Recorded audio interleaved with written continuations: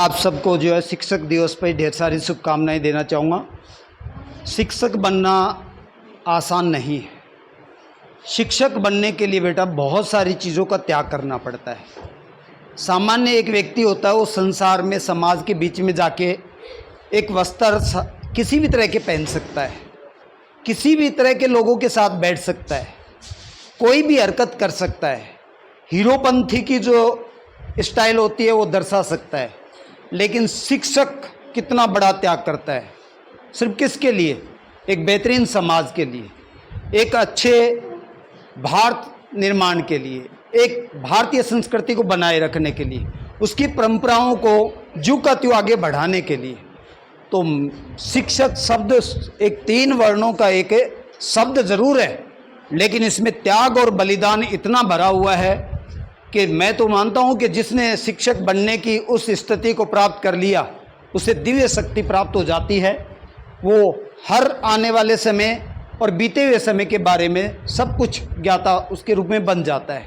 तो कुछ चीज़ें हैं, एक विद्यार्थी और अपने शिक्षक से पूछता है, शिक्षक हमेशा उसको संस्कार युक्त पाठ पढ़ाता है, बदलते हुए संस्कृति और परिवेश के बारे में उसको रूबरू करवाता है, लेकिन फिर भी एक जिज्ञासु विद्यार्थी होता है और वो शिक्षक से पूछता है। क्या पूछता है?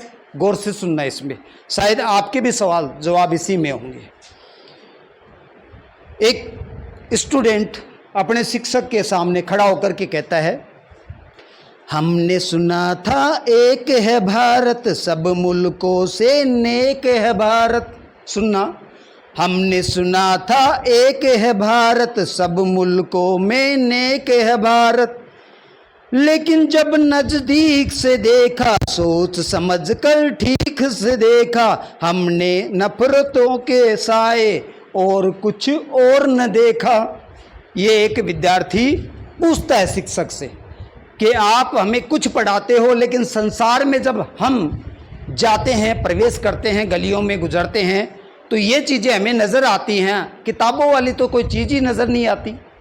तब वहाँ पर शिक्षक और उसको जवाब देता है, जो कुछ मैंने तुमको पढ़ाया उसमें कुछ भी झूठ नहीं है, आशा से भाषा न मिले तो इसका मतलब फूट नहीं है, एक है डाली पर राह जैसे बैठे 2 पक्षी हैं।